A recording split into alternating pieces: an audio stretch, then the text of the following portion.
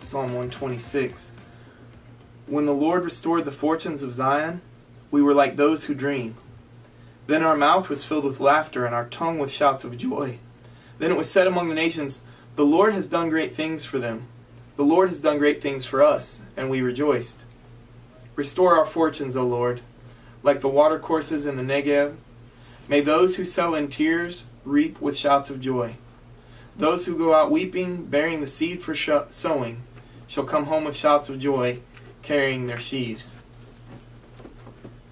Two of the most memorable Advent scenes for me are Mary's receiving the prophecy of the angel and singing her song, Mary's song, of who Jesus will be and what he will do.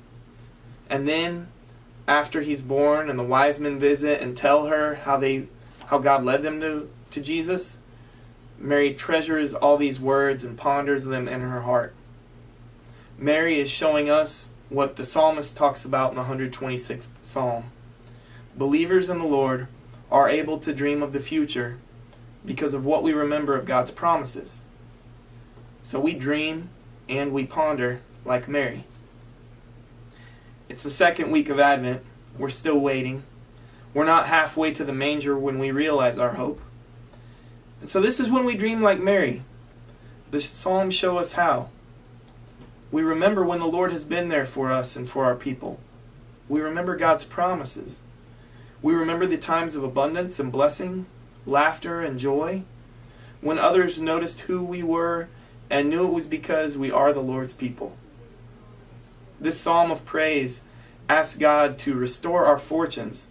This is an ancient Hebrew phrase that's difficult to translate, and it describes a time when God's anger was about to strike, and instead, just like that, God's favor arrived. That's a prayer you and I have probably prayed and not known it. God, I know danger is at the front door, about to come in. Flip it to something good right now, please, God. That's a good prayer during Advent. God, it's sure a messy world, deserving your judgment. Please flip it. Send us good news. And so we dream of the good news in Jesus. Advent is a season when we gather with friends and family and celebrate and remember and dream and wait. We are able to wait with hope and joy, even in the darkest times, because we can look back and remember where God has been with us and how God has led us. Dream a hopeful dream today and this Advent because of where you've seen God, and know and believe that God's dream for you is bigger than anything you can imagine for yourself. Amen.